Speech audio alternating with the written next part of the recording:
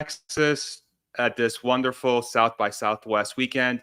I have Teague Egan and Sandy Monroe here with me today. Teague is the CEO of EnergyX, as Sandy Monroe is the founder and leader of Monroe and Associates. I'm going to throw it over to Teague here to introduce us a little bit about why we're here, the awesome stuff that EnergyX is working on, and we'll turn it into an awesome conversation for everyone out there that's listening. Thank you so much for tuning in, everybody. Go ahead, Teague. Yeah, so today we're at the EnergyX Lithium Lounge at South by Southwest on the Extraordinary set, which is our podcast. And we obviously have amazing climate tech influencers here, such as both of you guys. So thanks for joining. EnergyX is an Austin-based company, so we decided to throw a big launch event at the biggest Austin conference, being South by Southwest. So just bringing together the climate tech community in Austin is something that I've really wanted to do. And, what better way to do that than at the Lithium Lounge? Awesome. Sandy, tell us a little bit about you. We probably don't even need an introduction for you, but go ahead and give us one.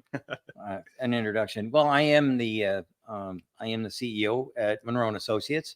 We do mostly new product development work, mostly with the automotive companies, but also aerospace, medical, pretty much anything from Barbie to the space station, literally. And right now we're tearing apart a beast at the shop, and I actually own one as well. So I've been driving it around since I picked it up last Tuesday. Yeah. When you say a beast, you mean? I have a tri-motor. Yeah. The Cybertruck. Cybertruck beast. Yeah. So anyway, we've had a lot of notoriety in tearing things apart, especially Teslas. And we kind of like cost them, give you the details on what it's really and truly made out of, like all the material science. We take apart the batteries. We do everything, right down to nothing, right down to what the alloys are in the steel. So that's kind of what we do for a teardown. Do you rebuild it after you tear it down? We have in the past. I doubt very much if we'll get that to happen here, because we're going to be cutting sections out of the Cybertruck, and we're also going to be taking a battery pack out, and we're going to be taking batteries out, because these are the first 4680 dry cells. Wow. And this is a big deal for us. And as we'll probably get into it, we've been told, I've been told that this battery pack may be a little different than most. So I've been told it's 9.7 and 0.3. So I don't know if that's real, or not. But when we get done, we'll know. 9.7, 0.3. What's that? What does that mean? 9.7. It means 9 parts nickel, 0.7 lithium, and 0.3 cobalt. So that would be vastly different. Most people aren't even getting to 811 yet. Again, this all adds up to 10, so it's 80%, 20%, 20%. So, I mean, we'll find out lots of stuff once we start tearing it to pieces. Yeah. But right now, when I left, they had the wheels off, and they were pulling out the suspension. So when I get back, maybe on Monday, I'm expecting to see the battery out. And as I'm pretty sure what's going to happen is, as the battery comes out, we'll probably remove the seats at the same time, because the seats are affixed to the battery. Yeah. I'm really looking forward to that teardown. One of the questions I have for you, Teague. By the way, I'm Farzad. I'm the moderator. Hello, everybody. Best moderator on planet Earth. Yeah, here we go. Exactly. And an almost dad. Almost dad. Yes, 7.5 months with wow. our first. Yeah. So very excited. So on your website, on the EnergyX website, there is a master plan on what EnergyX is looking to tackle, and the lithium equation seems to be a very big one. We're just talking about the Cyber Beast and how obviously the thing that drives that vehicle is going to be lithium batteries. But it seems like we're really shifting towards a place in the next 10 years where a majority of vehicles sold on planet Earth are probably going to be electric. Talk to me a little bit about what your mission statement is for EnergyX and how you're thinking about the lithium equation, because I think that's going to give a lot of weight to this conversation. Yeah, I mean, I started EnergyX 5 or 6 years ago, back in 2018. Yeah. And that's because I had been driving a Tesla since 2013. And I foresaw electric vehicles becoming the most popular type of car in the world. in January, I just read that it was the first month that we passed 1 million electric vehicles sold in 1 month. Yeah. Which equates to about 16% of passenger vehicles are now electric. So, that number is quickly moving to higher and higher percentages. But lithium is really the limiting factor to an EV transition, because electric vehicles are obviously all based on huge batteries, and the materials that go into that battery need to be sourced from somewhere. All of the other materials, for all intents and purposes, have large other applications. Like Sandy just mentioned, the Cybertruck battery is a 9.7.3, meaning it has 90% nickel, 7% manganese, 3% cobalt. But for every 1 unit of that, there's also a unit of lithium.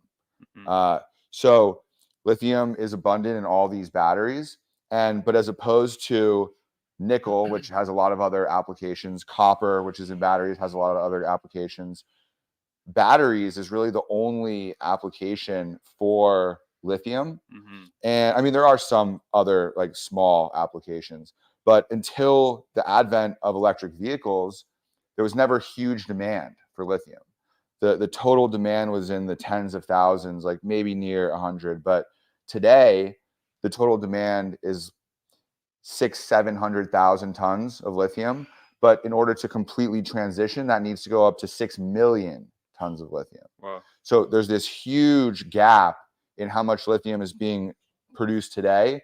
And the methods by which we produce it are very outdated because we've never needed to invent new methods.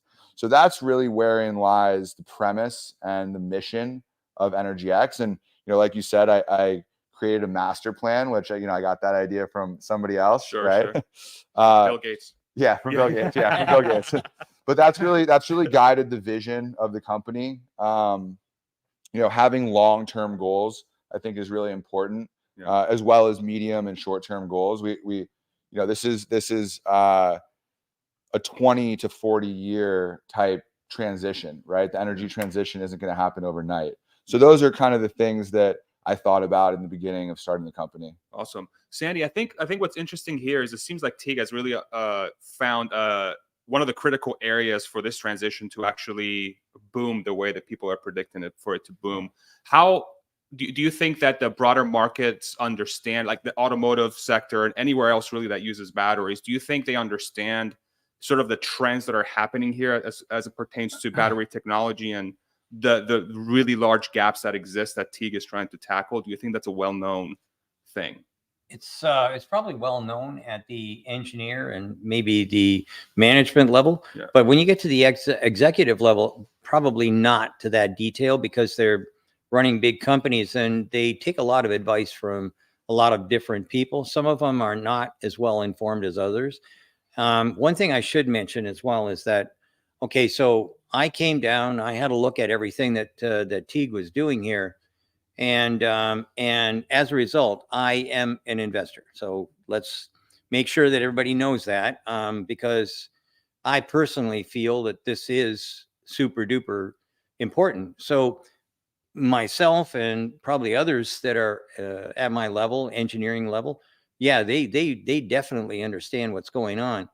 But I don't think that it's really going to make an impact on a lot of the different automotive OEMs until probably it's a little late. It's kind of like they don't move quickly. And you've probably seen what's going on with BMW getting panned by the Chinese government. VW saying that they're going to have their first car out in 2027. They might as well just kiss themselves goodbye. I mean, there's no, and then we've got the Hummer out here. I mean, at the end of the day, I don't think that at the highest levels they really understand just how close they are to the edge of the planet. I mean, sooner or later they're going to fall in a hole that they can't get out of. And I wonder how much of that is, because we see the trends in like China, for example. China is one of the largest, if not the largest, automotive industry in the world. And they have a mandate to move to electric vehicles. And that's going to be a gigantic force towards this type of technology, right? How much are you tracking that, Teague, from your perspective, and how much do you think that's going to be the catalyst that's needed for everybody to actually pay attention? A lot. China started this. Well, I would credit Tesla with beginning the electric vehicle transition, right? Of course, GM had the EV1 before that, but they shuttered that program. China obviously produces the most cars and electric vehicles in the world, and their major electric vehicle company, BYD, just surpassed Tesla to be selling the most electric vehicles on an ongoing basis. But that said, China started 10, 20 years ago with the battery material supply chain.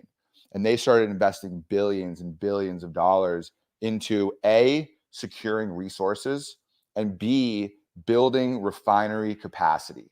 So you can't control where these resources are, right? A lot of the lithium is found in South America, but China went and started investing in South America so that that lithium would come back to China. And then they built the refining capacity so that they could turn it into the value add components of batteries.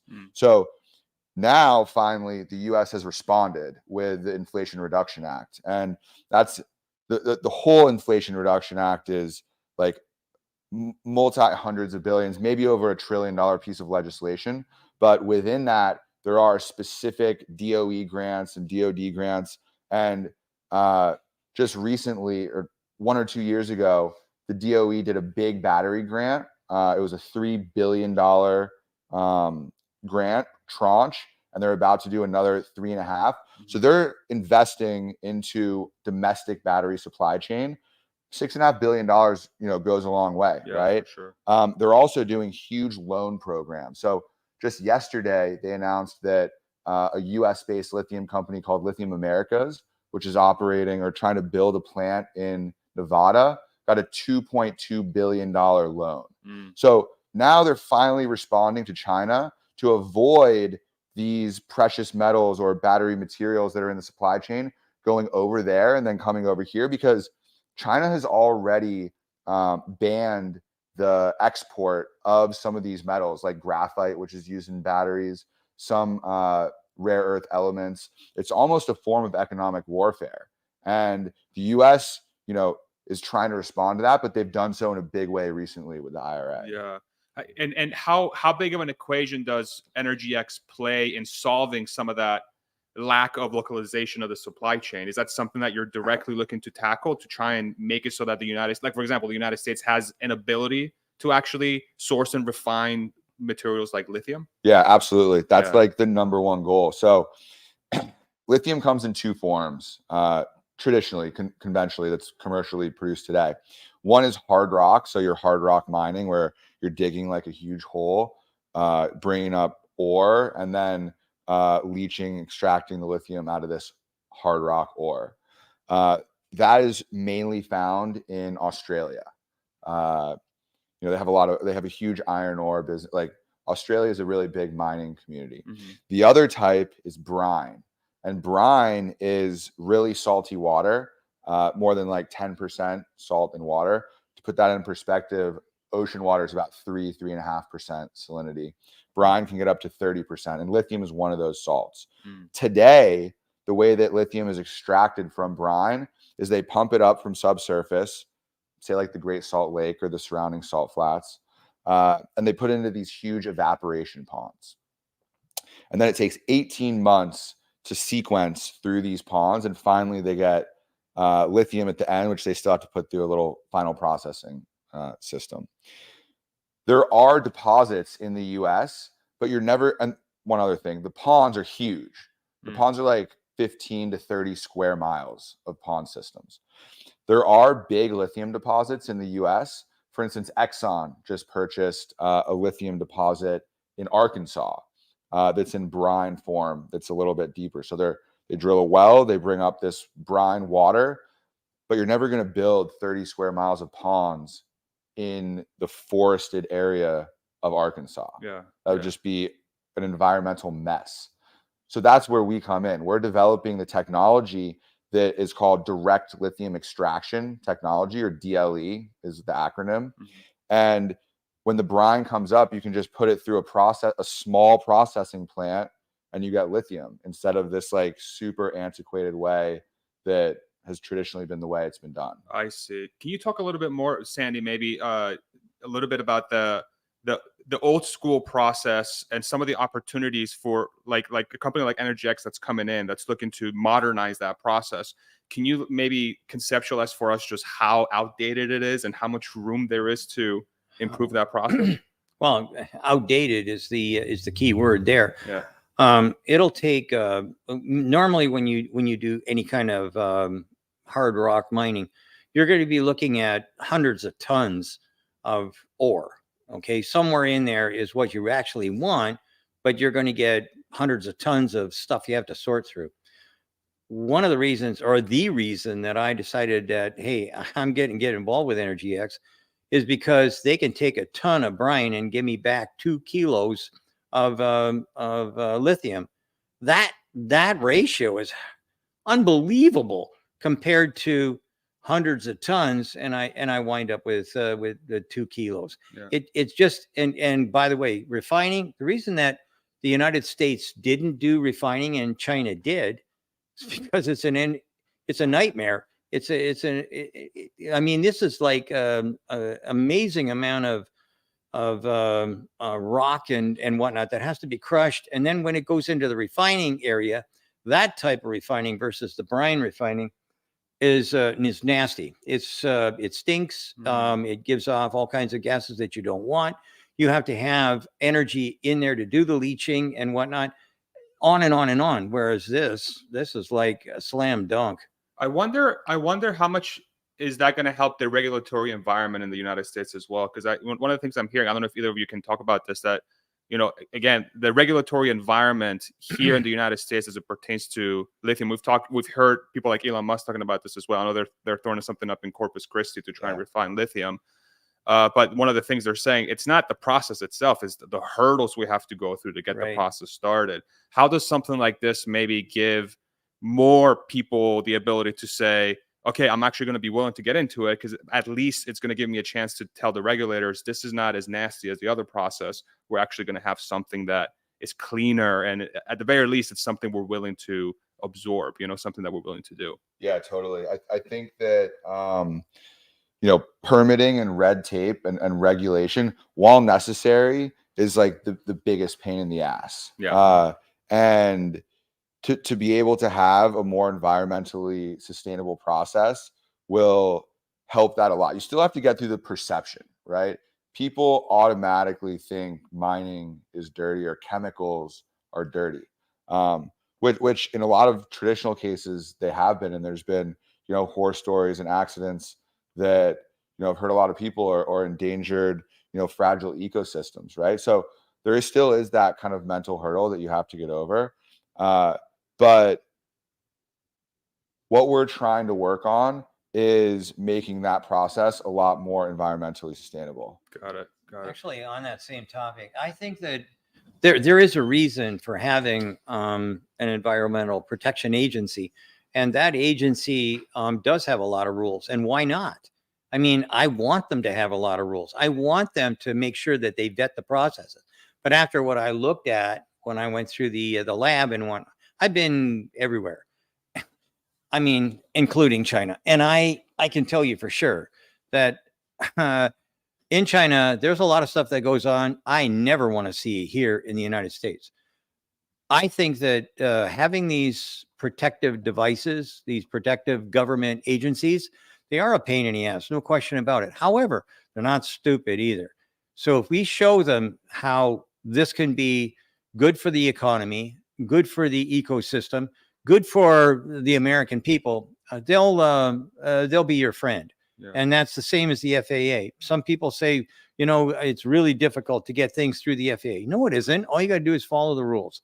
And I think it's going to be much simpler to take brine and refine it and pull it out and do what you need to do, as opposed to either scraping the badlands, and that's the other way that you can get some of this stuff, scraping the badlands to get whatever we need to get, or like they do in China, digging giant holes, or going to another country like Australia and basically buying everything up and then digging even bigger holes and not caring about the environment at all. So as I hear you guys talk, I mean, the image that I have in my mind, and I'd love to hear your take on this, is that we know countries like China are going down a path. They know where they're going. The government's backing them just because of how their system is. You know, they set a goal. People are like, okay, we have to go that way. And from a lot of different perspectives, it seems like right now today they have an advantage from a supply chain perspective because they can basically subsidize the cost of whatever it pertains to, say, electric vehicles. They can just make it happen. And there's this movement that I'm seeing from China that's starting to say, okay, we want to start moving into Europe, right? They're starting to sell EVs there. Yeah. I'm hearing that they want to start throwing up plants in Mexico to try and bypass. And I'm not trying to paint China in an evil manner here. I'm not trying to do that. I'm just saying, like, from a supply chain perspective, their strategy, that's what it seems like they're doing. They want to build plants in Mexico to try and get into the United States. So to me, it sounds like unless there is people like Teague, like EnergyX, that are trying to make something happen locally in the United States, it seems like China is going to have a very vast long-term advantage in basically driving the market, which then means that more and more people are going to be buying lithium products that are sourced in a way that doesn't seem like it's sustainable long-term. Do you guys have any comments about that? Because that's the imagery that comes to my mind. Well, So your imagery is reality. I mean, they do have the upper hand right now. There's no question about it. And the reason for that is simple. We just, in the United States, we're compliant and complacent. We just said, oh, well, that's fine. Whatever they want to do in China is fine with us. We're the United States and blah, blah. And we're just going to always use gasoline. And then you've got a tremendous amount of impetus on using oil products. And again, another confession, I am an engine engineer.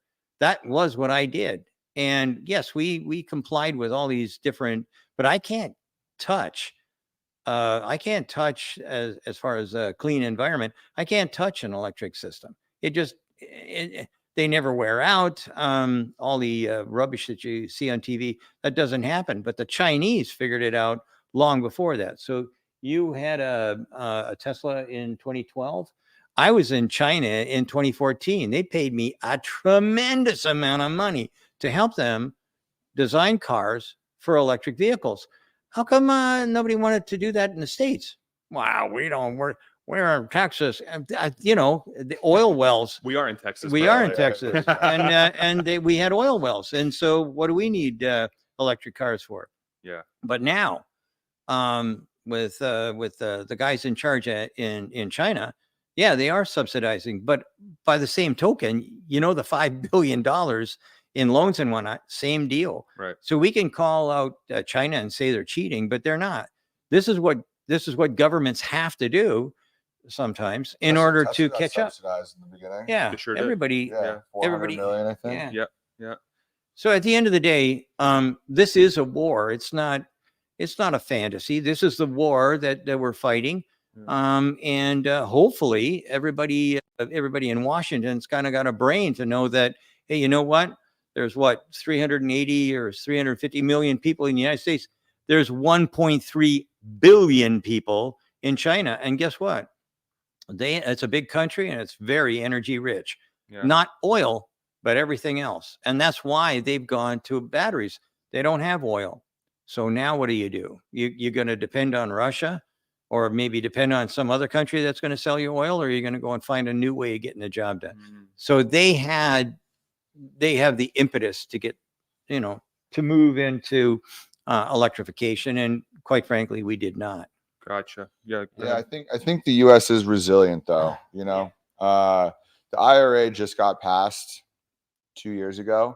Yeah. And they already awarded the first $3 billion of grants to improve the battery supply chain. They're awarding this next $3.5 billion. They're administering huge loans like the one we talked about. Also, the IRA is compliant with countries in which the U.S. has a free trade agreement. So countries like Chile, things like that. But not that money would go out to Chile. But right. The U.S. does have entities like the Exim Bank, the Export-Import Bank, that will fund projects in countries that are allies of the U.S. The DFC, the Development Finance Corp, which will finance projects in developing nations that will bring back some of those materials or products to the U.S. So the U.S. is there. There's no denying that they're behind China when it comes to batteries and kind of the real metals that are going to support the energy transition. But I think that the U.S. is resilient and we can catch up. Mm-hmm. Well, there's the other thing too. Now that there's a need for these materials, suddenly there's been all this discovery. So in Wyoming, we just discovered rare earth that we never dreamt of before, and we've got tons of the stuff. Okay, there may be a lizard that will die, but I can't help that. Sometimes you just have to make sacrifices. Lizard. That poor lizard. Yeah. But anyways, at the end of the day, what we need to do is we need to back some of these companies, and this one is, I think it's called the Rare Earth Inc. or something like that, and they found more of the other rare earth materials that we absolutely flat out do need that only come from China, and they're right here. And then everybody says, oh, we can't have cobalt because it comes from Africa and children dig it out with their hands. Guess what? In Ontario, Canada, they have a whole town called Cobalt. And you know what? There's a reason for that. And yes, we don't have graphite here, natural Can I guess graphite. why it's called cobalt? Because they have cobalt. Yes, because they have this big mine that they don't go into anymore because there wasn't enough need for it. So now they're opening that back up. And then and right next door in Quebec, they've got graphite mines. We didn't know. We knew that they were there, but nobody that was in the battery business figured it out. So now the two or three biggest things that we need that we don't have a lot of, we found out, we got a ton of it. And the reason for that is because now people are just opening their eyes and exploring a little bit more. Yeah. But the stuff is here. It's just a matter of now gaining the trust of the environmental agencies and getting the money to get the job done. To that point, I think that the path may be very similar to oil and gas, where there was a point where we were a net importer of oil and gas, but over the past 10, 15 years, we had the shale revolution, and due to American ingenuity and resilience, we figured out a new technology to extract oil in a different way through fracking and shale. Yep. And now the U.S. is the biggest oil producer of any country in the world. I think that the battery material supply chain could be similar. Basically, what Sandy is saying. You obviously can't control where resources are, right? Yeah. But we haven't necessarily been looking for them too hard until now. Yeah. We just found a big graphite deposit. There's a big cobalt deposit. There's a big lithium deposit in Nevada. There's a big lithium deposit in Arkansas and Texas. What we have to, this is kind of a battle that, you talked about a lizard, right? I was just talking to my buddy, Ernie Schneider, who just released The War Below, which is a book that's #1 on Amazon, talking about the critical materials that feed the energy transition: lithium, copper, graphite, etc. And there's a big lithium deposit in Nevada called Rhyolite Ridge. And it's right underneath this flower. And this flower is called, I think it's called the thyme bushel, or it's called the thyme something. And it's the only place in the entire world where this flower grows. Whoa. But it's like, okay, do we care enough about this flower, or do we care about the lithium that's underneath? I think that's an easy question. Sure, right? I think that's actually a ridiculous that we're even discussing that, right? Yeah. But this environmental conservation group says, well, if you don't care about the flower, then where does it stop? Do you not care about like the special species of tree the next time, or some sort of animal, or some sort of, a community? Can you move a community for whatever you need? And, there's some merit to that, but but the point is that we have these materials, and I think that Americans will figure out how to get them out and get them out efficiently. Yeah. At the end of the day, there has been people who have been moved out of the way to put in dams and whatnot for the greater good of the country. And I think that that's what eminent domain means, right? Every once in a while, it's a good idea to have a card that you can play like that. So I really am worried about this flower, but I'll bet you dollars to donuts. No, I'm telling you what, there's no reason in the world. I know why that flower only grows there. It's because of the lithium. Okay, so you take that, you dig around underneath it and whatever, and then you can transplant it. Do we lose it? No. Are pandas endangered? Absolutely. But you know what? China lets them out every once in a while, and we got 2 new ones, I guess, coming in what do you call it, in San Diego Zoo or something. At the end of the day, these things happen, and species actually go in and out of existence continuously. Yeah. It's since, I mean, where's the last dinosaur? Geez, I mean, what Chickens. happened there? Exactly. Yeah. At the end of the day, these are important things to consider, but the big thing to consider is the strength of the United States. Yeah. And quite frankly, in every kind of a situation, I mean, world wars and national disasters and things like that, the United States may have been down, but they don't stay down for long. Yeah. We have a blessed nation. There's a tremendous amount of stuff that's going on here that we can take advantage of, and we will and should. So that's, to me, the big thing for eminent domain. So I have a question. You're breaking down the Cybertruck beast right now. Have you done the same thing with the GM Hummer EV? No, Have you no one done- would ever. We could never get paid for the Hummer. So Gotcha. we've done some things, but not. Have you broken down other electric vehicle trucks? Everything else. We just haven't done the Which Hummer. ones? We've done the Rivians. We've done every Ford product. We actually have access to quite a few Chinese vehicles, all the Teslas, Hyundai, the Ioniq is sitting on the floor, pretty much everything except for, and we did do the Chevy Bolt. And so the first one was not so good, but the second round, and I mean, there was 2 or 3 of us that got on the channel and said, hey, you know what? This is pretty good. GM did a good job on this Bolt. This is great. And then they shut it down. I don't quite get it, but I have a Hummer EV here. You want to take it home and break it down? No. Oh, well, I mean, so buying a Hummer, I don't know what they cost, like a couple $100,000 or something like that. That's expensive. But when I throw my 100,000, is it really for a Hummer EV? Yeah. I think it's like 100 some odd thousand. It was 120 or something like that. Yeah. Really? I thought it was more than that, but it doesn't really matter. That's the cheap part. Even Probably buying cost 200,000 to build. Yeah, Yeah. that may be. Yeah. But anyways, at the end of the day, the real money that's going to cost me $700,000 or $800,000 for my people to take it apart and do the analysis. Really? I can't get a return on investment when the people who buy reports don't want it. Yeah. I mean, if I can't sell $2 million worth of reports, I just lost my tail. I can't make that happen. So no one actually. There's a lot of things. It's tragic, but there's a lot of things that you can just see when you sit in the car. How much That's does really it cost you to expensive. break down like the Cybertruck? You're saying it costs a lot to break it Oh, down? yeah. It'll cost me somewhere around $700,000 or $800,000. Wow. Break it down, analyze it, because the analysis goes much deeper than what we show on YouTube.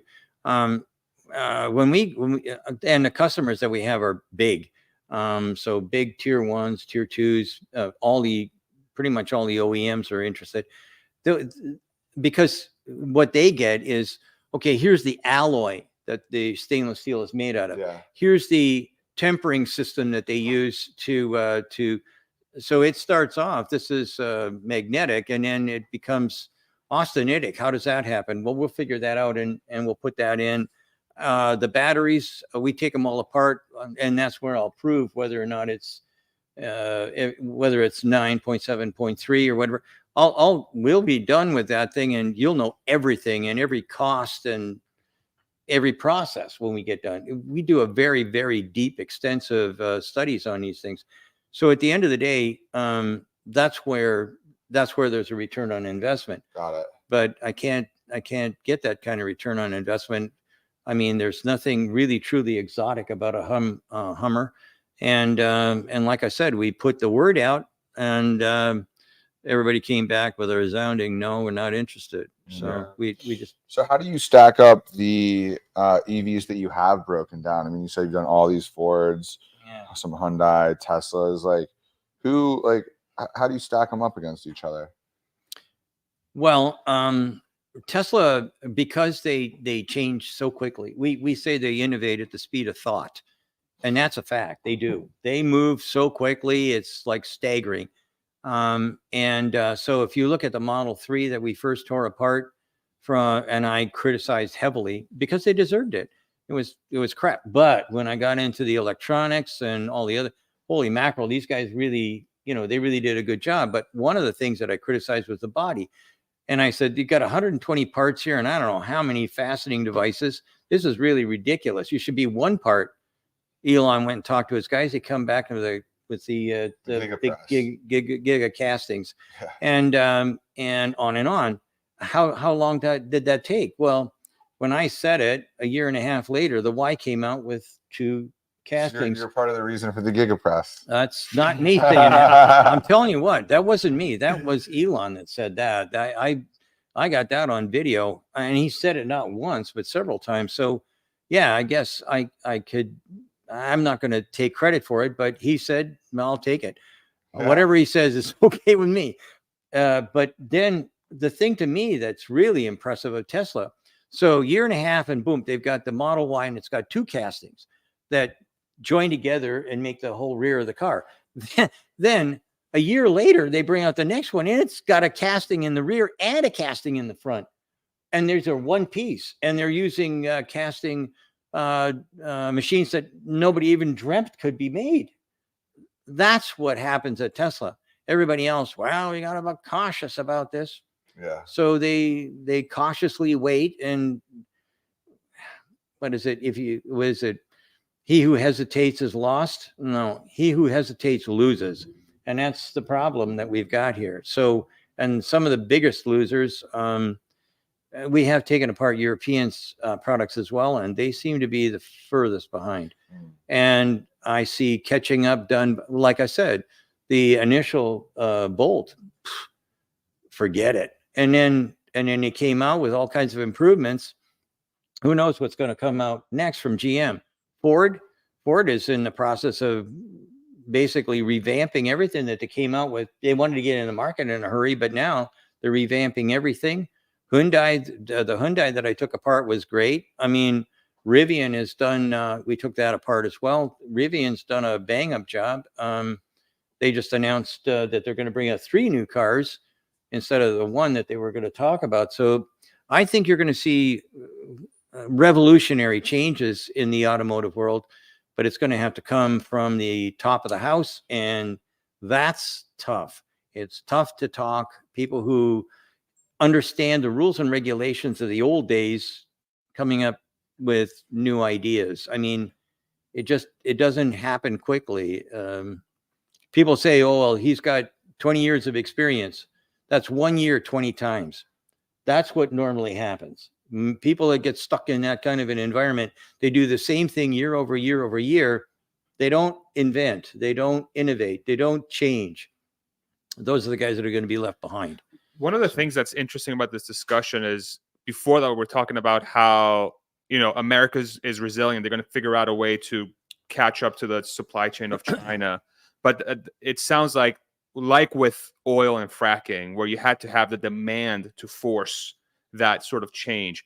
The charging infrastructure for EVs is another example I like to use. Is like, if you think back to the gas car back in the 1900s, the early 1900s, what came first, the gas car or the gas station? It was a gas car. Well, there was no gas stations. You had to go to a pharmacy to buy a gallon of gas. I mean, it was ridiculous. Right. But and then gas stations showed up. Exactly. So like dating this. yourself. If we weren't on camera, friend. Sandy and I are birthday brothers. Yes, Every we time are. that comes up, January 19th. Yes, sir. January 19th. Great Yes, day. That's how we get along so well. Yeah. But I think what's interesting about this discussion, so you're talking about, okay, so you have a main player in Tesla that's setting the benchmark for these players, right? And that is what's really driving the demand, is that they're making a product that people want, right? Then you have legacy automakers that a number of them are just either unwilling or incapable of reaching that level of innovation because of their culture and how they're built.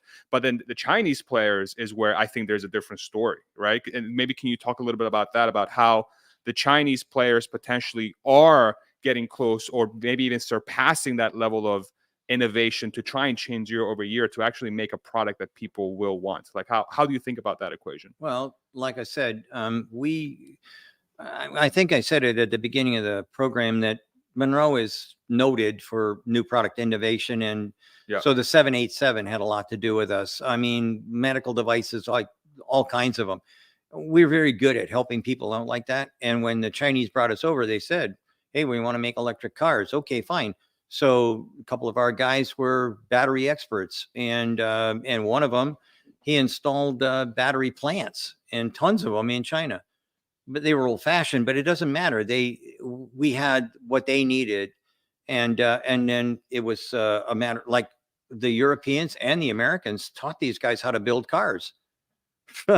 That's a big deal to learn how to build a car that's high quality. And that's what they were and still are. And then all they needed was a new design, some kind of a design that they could put out and stick their name on. So all the names that you hear about, NIO, BYD, Beijing Automotive, Geely, Guangzhou, all these guys, they were all our customers.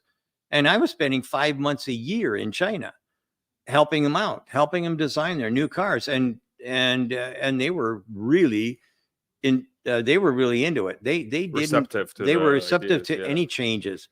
So that's what they came from. And right now, BYD makes really good cars, and they can make some of these cars really, really inexpensively. And when you were mentioning before about China, I mean, we have a free trade agreement with China, and there are no restrictions per se. The only they are coming, and they will bring their cars through China. We have no. In fact, I saw a DoD thing, and it said when, not if, but when Chinese vehicles start coming over. What are we going to have to do in order to make sure that, they don't steal all our secrets? And there's no chance that we can keep them out. I mean, I don't care who says, unless there is one way. If whoever the next president is cancels all of our free trade agreements, if that happens, okay, that makes us isolation kind of people. And that might not be a good idea, but that would be the only way that you could keep Chinese vehicles out of the country, by dropping the Canadian-Mexican free trade agreement. How likely is that, though? It depends on who gets in, and it depends on a lot of things. But at the end of the day, I'm a big fan of free trade. And if you didn't do what you were supposed to do and you go out of business, it's just like that flower you were talking about. Hey, you know what? That's life or death. Well, it's his flower. Whatever. I have a little bit different view on Chinese. I don't think that they're innovative at all. I think that they are really good, fast copiers.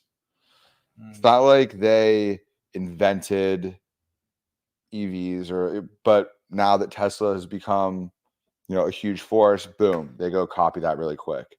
It's not like they invented really all the biggest major inventions come from America, whether it's the internet, whether it's, artificial intelligence. Like, who's the biggest artificial intelligence company? OpenAI.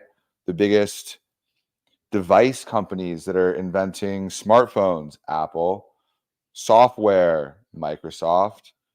Space exploration, SpaceX. All these things are coming from American ideas and innovation. But what China is really, really good at is copying good and fast. Their biggest superpower is their 1.3 billion person population. And they have a tremendous amount of smart people that are extremely academic, that can learn super fast once an idea has been created, and then copy that thing, like you said, the cars, right? Yeah, but one thing that most Americans don't know is that Apple is not the biggest phone company. It's Huawei, and ZF is right, or sorry, ZTE is right behind them. Apple is like third or something like that in the world. And the reason that that happened was basically when the Chinese see that there's a competitor that might be doing something different that that will leave them behind. They're different. It's a one-party system, and the guy in charge, he can shut things down in an instant, and that's kind of like what they did. So now you've got Huawei and ZTE, and they were going to invade the United States, and we had to have government intervention, and that was because Cisco was going to go completely out of business. Yeah. And so, okay, so we saved the U.S. from ZTE and Huawei, but not Europe. And then the U.S. went in and imposed a bunch of sanctions and stuff like that. No, they are inventive. I've been there a lot. I mean, from 2014 to 2019, I was over there and I saw lots of stuff. Like we talk about hydrogen and whatnot. They store hydrogen in a brick.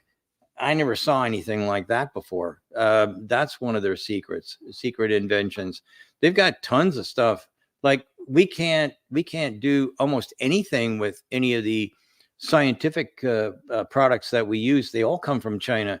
They may have started off as something that was invented here, but then they refined it and they made it better. They are. We can't underestimate the enemy. That's number one rule. If you read Sun Tzu, don't underestimate the enemy. Make sure that honor the enemy, because the enemy, if you underestimate them, they can come back in a tremendous amount of force and kick your tail. So I want everybody to be very cognizant and afraid of the Chinese. There's 1.3 billion of those guys, and we don't have anything close to that. So yeah, I'm nervous of them. I am not underestimating them first. And I don't really think that at least I don't view them as the enemy. Well, I don't think when I talk about enemies, they're adversaries. I think of everything in a war standpoint. I don't like to use the polite words. I'm not a polite guy. I'm too old for polite. So there you go. But anyways, I just think that we should be very cognizant of the fact that these are real competitors. They're not like the Japanese were real competitors that we took for granted. And that's why GM used to have 60% of the market share, and now it's got 14 on a good day. Who took over? Well, that would be the Japanese. And why was that? Because we underestimated them. So don't. And I mean, when the Japanese say, "Oh, we're worried about China," China's definitely a competitor. Yeah, a good one at that too. Yeah. How much do you view the EnergyX sort of story arc as that it has to succeed because it's part of this dynamic, right? This American sort of like if this doesn't happen, another country is going to have a monopoly. They're going to have a chokehold on this thing. How much are you viewing what you're trying to do through that lens? I think that EnergyX is obviously a critical component of the EV transition, but we're not the only company that's working on direct lithium extraction. We may have been one of the earlier ones, but now a lot of people realize that this is a very important problem to solve. The problem needs to get solved, right? Producing lithium in greater abundance, more efficiently at lower cost needs to get solved, right? Yeah. I believe that EnergyX has one of, if not the best solution to do that. And our technology is one of the most mature as we are close to commercializing that. So, through that lens, I think, yes, like it's critical and it has to work. Yeah. But as long as the problem gets solved, then the energy transition can move forward. Okay. Cool. I believe that we also have a defense group, and we work directly for the Defense Department. And when I was asked about this, I said that this is is of strategic importance, because our next generation of warfighting machines are going to have to be electric. I mean, you can hear whatever you want, but what's the number one problem in finding something, fighting a war? That would be diesel fuel. Ask the Germans. That's why they lost North Africa in World War II. They had the superior tanks. They had everything. Lots of army. 250,000 people surrendered. Why? Because they didn't have any oil. They couldn't get diesel fuel. So, and what's the number one thing when you're in any kind of an environment where you're trying to hold on to territory? Who's the number one person in jeopardy? That would be the guy driving the oil tanker. So what we're looking at here is, how do we get rid of oil tankers? And quite frankly, most of the theaters that we fight in have a lot of sunshine. Okay, fine. There's roll-up types of solar panels, and there's a lot of ways to make electricity. Yeah. Okay, electricity for the next generation product, I'm in all day long, because I can see how I don't have to have a huge logistics problem associated with bringing diesel fuel to the front. So I believe that this is strategically important. Another reason why I invested. Yeah. So. You're in a good industry there, you two. Yeah, well, I'm it's going to be very much needed. Yeah. You talked a little bit about commercializing the technology and that you're working towards that. Can you give us like maybe an idea of where you are, what the timeline's looking like, just for those that might be interested in looking into this? Yeah, definitely. Yeah. So, building a technology like this is very different than some sort of like software technology or an app. We're in a deep tech type of company where, Sandy's been to our laboratories. We have a big pilot facility where we're building hardware, but not only are we building the hardware, like these systems, we're also having to develop new molecular chemistries. So the actual materials that cause the lithium to come out of the brine in which it's found in its natural raw state, right? So there's a lot of components to building a dynamic system that can do this. And we spent the first 4 years of the company in the laboratory trying to develop these materials.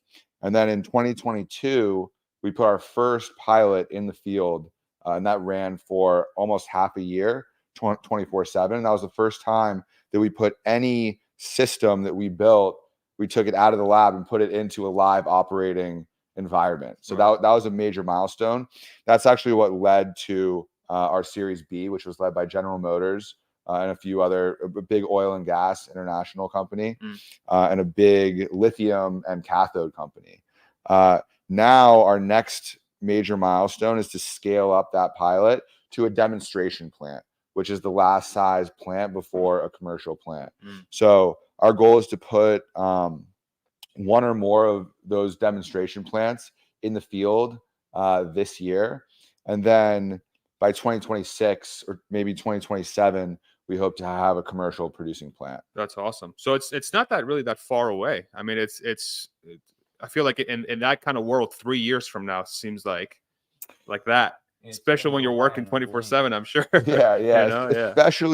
Especially because it's introducing a whole new system into the world. Like, if it were building something that already existed, and like we were trying to like create something that already existed, like even a car or something. Yeah, I think that might be easier. There is no textbook on direct lithium extraction. Like, we're literally having to figure it out as we go. And that's another reason why it's just so impressive to think about Elon and the way that he started Tesla. He started the company, or arguably he joined the company, but like the company got started in 2003, and then they had their first commercial product in 2007, 2008. Yeah. to build an electric car that you actually are selling to people in a commercial setting when nobody had done that before, it's insane. Yeah. And then getting it to profitability on top of that, right? Yeah. So it's like making the technology that works and people love it, and then to actually make it become a business model is like, that's like the crazy part as well. I'm curious. So as an entrepreneur, your favorite moment, your least favorite moment with EnergyX thus far? No, nobody's ever asked me that question, actually. Yeah. It all leads back to money, right? Sure. My least favorite moment was in fall of 2022 when we were about to run out of money.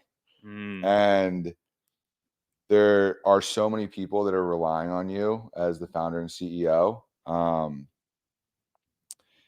the employees, that you basically support their families, all the shareholders that believed in you, all my friends and family that invested in EnergyX, people like Sandy who have put his hard-earned money into the company, hoping to make a profit. That was scary. Sure. That was really scary. Can only imagine.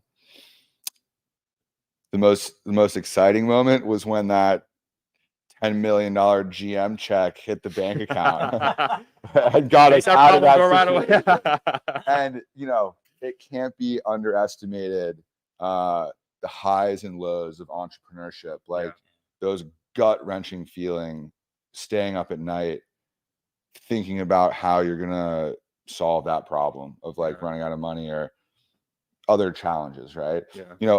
Another kind of really high was when we put our first pilot plant down in Bolivia.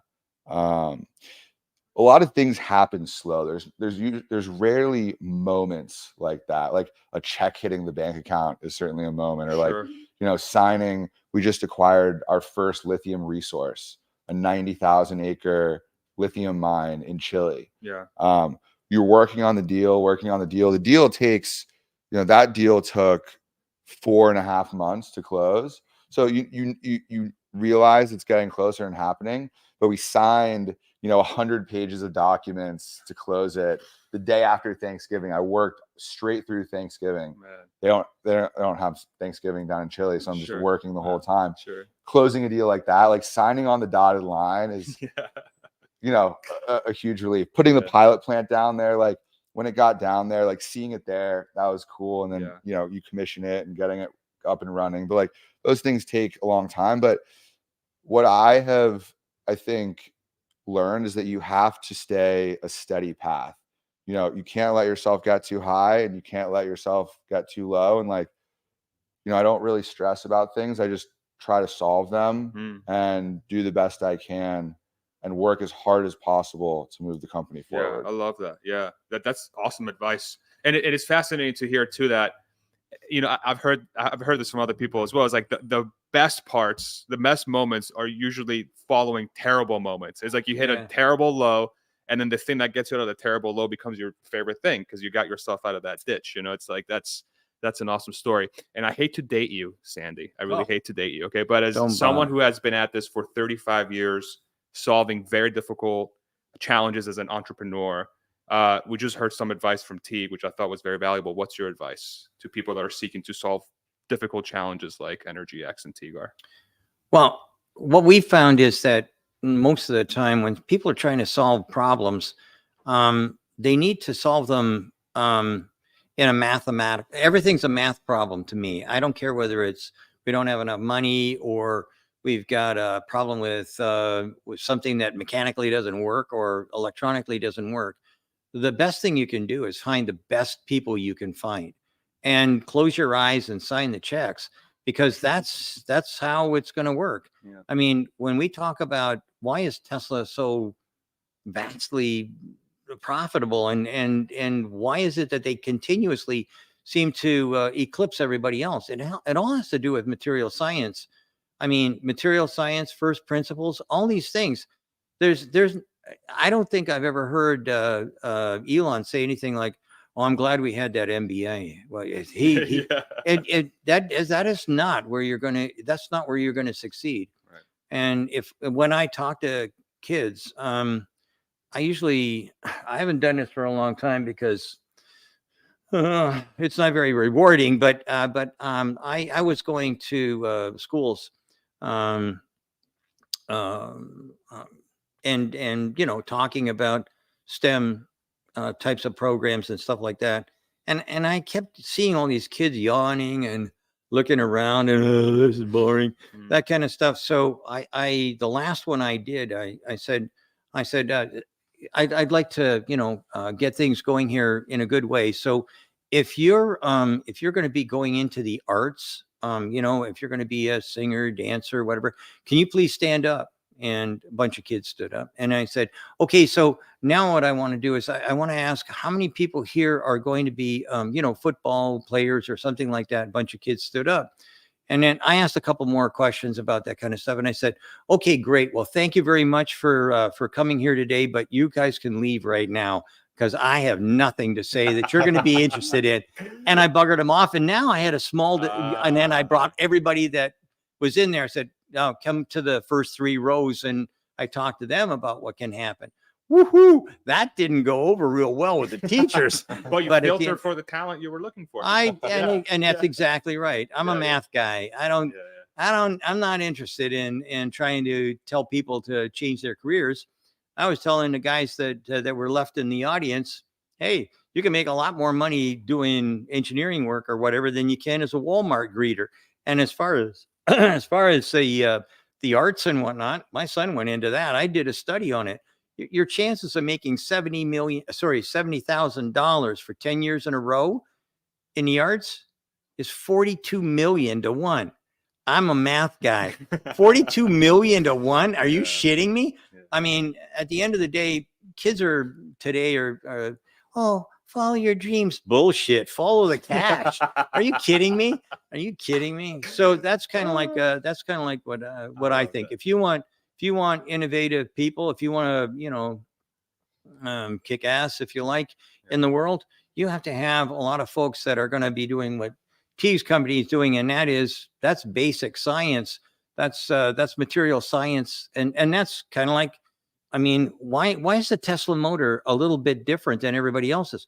Well, they got this magic little additive in their aluminum that is a refractant. We never would have thought of putting that into aluminum, never. Yeah. But they put it in, and all of a sudden, hey, that thing's got more power per pound than this guy. And wait a minute, the windings are the same. This is the same. That's the same. How does it happening? That's because the material science is there. Same as that cyber truck outside. How is that aluminum made? It's not right. There's something different here. These are the kinds of things that Tesla does that the rest of the companies don't do. Can we get it cheaper? That's not the best way sometimes. Sometimes the best way is to go in, figure out how to make it work. And that's what EnergyX is doing. And then sit back and count your pennies. Yeah. If it's bold and it's going to be extremely valuable, it's also going to be extremely difficult. But it seems like Teague and the team at EnergyX, you guys are going straight ahead with your mission with the help of people like Sandy. And I just really want to thank you guys for the honor of moderating this discussion. And I really enjoyed. Any parting words from either of you before we sign off? I'm good. Thanks for hosting, Farzad. Absolutely. Great. Yeah. Awesome. Thank All you. right. You got it. Thank you, everybody. We did it. We are.